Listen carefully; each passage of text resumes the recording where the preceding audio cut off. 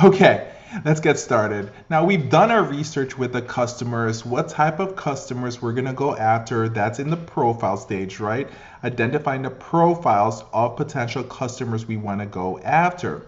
Now, let's go forward and say that you finally got a meeting with that potential person, that prospect, and this is the first time that you're going to have that meeting with them.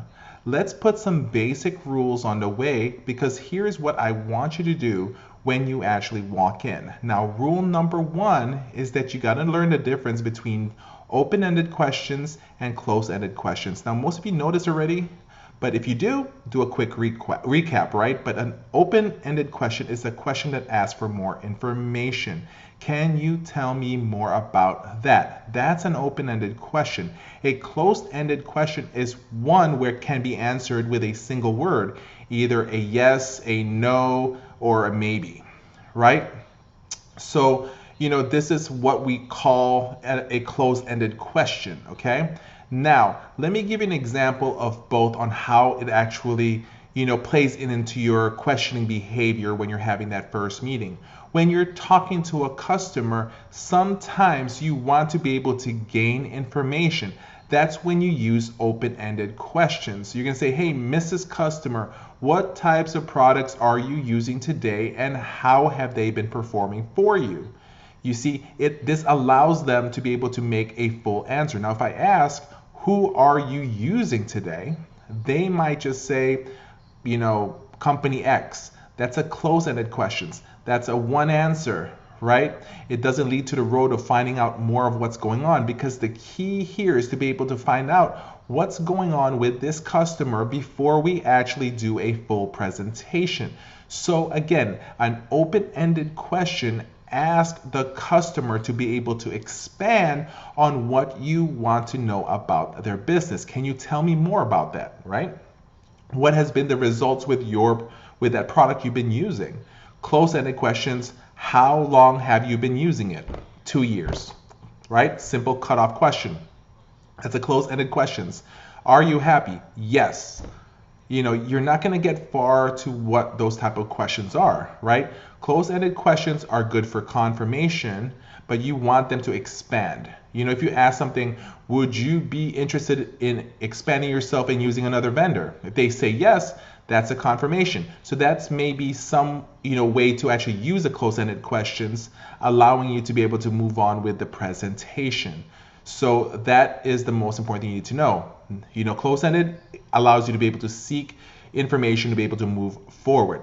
So as you are talking to the customer, here's one tip. Make sure they are talking more. The 80-20 rule applies here. 80% of the talking should be applied on their side. They should be doing it. You should be asking questions.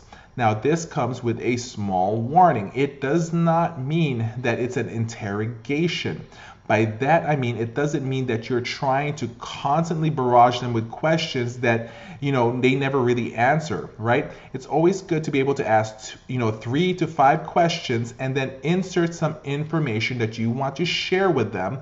Don't go into the presentation, just share some information with them because that provides you a give and take environment. If you're constantly asking questions, then it becomes an interrogation and you don't want that to happen. So try to create some type of even flow of a conversation and always make sure that they are talking 80% of the time.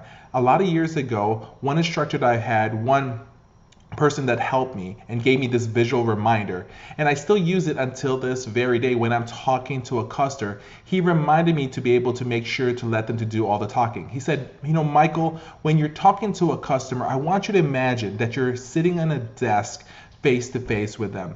Now I want you to imagine that there is a spotlight above both of you guys.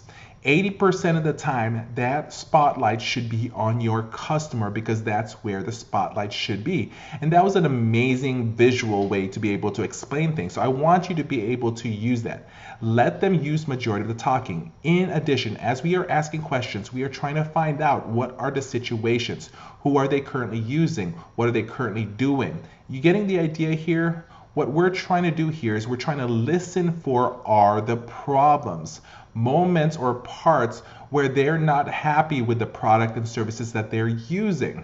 Because once we start building these down, so to speak, the problems of what they're having, what will happen is when we move on to the next step, which is the presentation, we will be able to answer some of those problems or issues that they're currently having with their current vendor.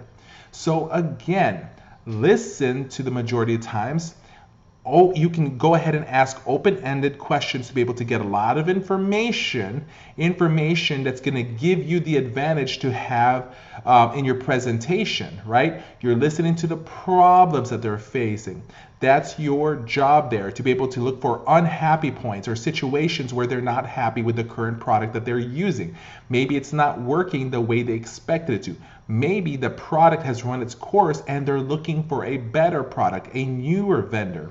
Right? We're listening for problems, because what we're going to do is we're going to take those problems and we're going to move on to the next step, which is the presentation phase, where we start incorporating these information into our presentation to make it more impactful. So what I want you to do at this very moment is to start thinking about what type of questions would you ask your customer.